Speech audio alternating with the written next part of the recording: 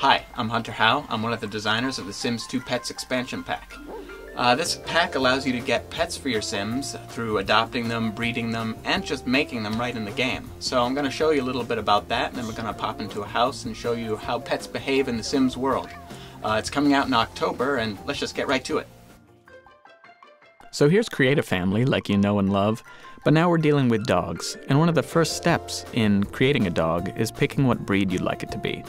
So here we have a whole bunch of pets from real life, so you can find a lab or a borzoi here, and you can also customize them to make them your own. So if we want to start out with the Dalmatian, we can just take his spots off. He's not much of a Dalmatian anymore, but we can customize him from there. So let's make him sort of a dark brown, and just add some markings to him. So we can add this muzzle color, or we can mess with his ears, and really make him sort of my own unique pet. So I'm gonna make both of his ears white. It's kind of odd, looks a little funny, but I can do it. And add a patch to his back. And what I can do here is actually layer a bunch of these on top of each other to create a custom type looking dog. I can change the opacity here, so if I want it to be subtle spot, I can make it subtle, or if I want it to just be, bold white, I can do that too. So now I've got a bunch of markings on here, and now I want to change his body around. So much like you can customize Sims, you can customize pets. So as you see, we're going for some of these presets that are different body types and facial types for the dog.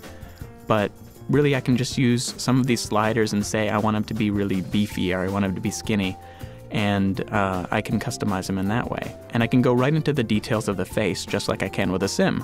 So if I want to take his snout and move it up or move it down, I can do that. If I want to give him a really small head, I can give him a big head. All of these options are available to the player. And here I can pick his ears if I want them to be up or if I want them to be down, and I can modify those in a very similar way. And of course you can give your pet a collar. No pet would be complete without one, and we give you a whole bunch of options to pick from there. Now personality is an important part of your pet, so you can pick from all of these traits. Do I want him to be lazy or hyper? Do I want him to be finicky or a pig pen? I can pick from these choices similarly to how I can pick a Sim's personality. Cats, of course, are in the game as well, and you can pick breeds and modify them in a very similar way to dogs. Here, just an example of a few cat breeds that we have in the game. And now we're in a house. As you can see here, we have some pets here already. We have a mother cat, Jade, and her two kittens. And you can see right off the bat that we have genetics in the Sims 2 pets. The parent pets combine their genetics to form their offspring, and it's very similar, in fact, to the way that we deal with Sims in The Sims 2. And here we have a Sim that's really looking for another pet. So she wants to adopt a pet, and there are a whole bunch of ways to get pets in The Sims 2 pets. One of the ways is to adopt one over the phone. You can also go to a pet store and buy one, or you can find a stray that you like and adopt them into your house. So we're going to go to the pet adoption service, and we get a whole bunch of options of dogs and cats, and let's get a dog for this family, so we'll adopt Skip. And the animal control officer will be by soon to drop Skip off. But this gives me an opportunity to tell you a little bit about how pets work in a house. Jade, our cat here, if we can go over here and look at its panel here, we can see that she has needs just like a Sim does. She has the need to scratch, unlike a Sim does. But, she's living in this house, but we can't control her. So we need to give her the right objects, give her things that she needs, but we're not going to be able to tell her exactly what to do at any given time. But what we should do definitely is, now that Skip's here, start off with a good relationship with him, because Sims and pets alike both have relationships, and they have them with each other, and pets have relationships with pets. And those can be either high or low. They can be friends or they can be enemies, just like Sims. So we're going to start this off on the right foot, get some relationship points with Skip, and that's going to help us out in the future a little bit. And it looks like Jade is up to something in the house over there, so let's go see. Oh, Jade is tearing up the furniture, unfortunately, our nice atomic furniture. And so we're going to say it's not good to scratch stuff, Jade. This is reinforced behavior, and it's really important to let your pets know what they should and what they shouldn't do. And one of the things they shouldn't do, if you want, is say, No scratching furniture. You should be scratching your scratching post instead. And let's give her a hug just, okay. So as I said before, relationships, doesn't look like Jade likes him very much. And looks like Jade also took his seat. Unpleasant. Looks like Skip's up to something, and he looks like he's knocking over our trash. Great job, Skip. Thank you very much.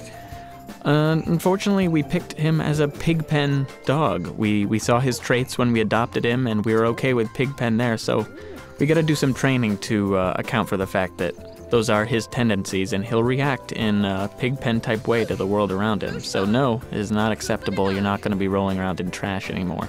And we'll see him actually stop doing things like that. And we see Jade over here is actually behaving in the way that we told her to before. So now she's scratching her scratching post, and this is good, so we're going to praise that even more. And when you praise something or scold something long enough, you actually unlock commands that give your Sims the ability to control your pets more directly. So if you really want your cat to go crazy and scratch things all the time, you can tell them, hey, I want you to go scratch things right now, and they'll go around the house and just go into a scratching frenzy. And, you know, maybe that's what you want to do with your pets. So we're going to give her a hug and make sure our relationship's really secure.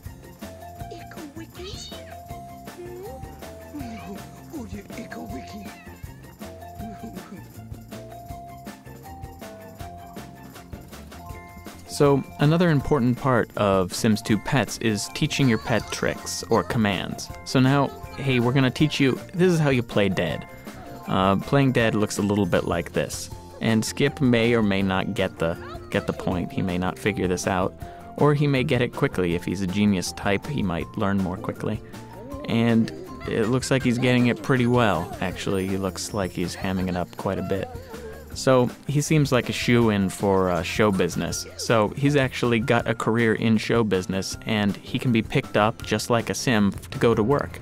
So he's going to run off to work now in a show business career, and to advance in those careers, you need to learn new tricks. So that's what Skip's future is going to be like, and he's going to get some money for our household.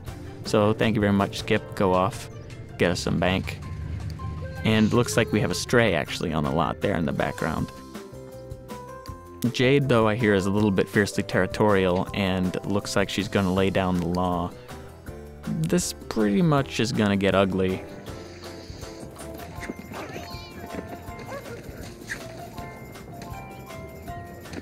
So that's The Sims 2 Pets for PC. Look for it in October on the shelves, and look to our website for more information, thesims2.com, and thanks very much for watching.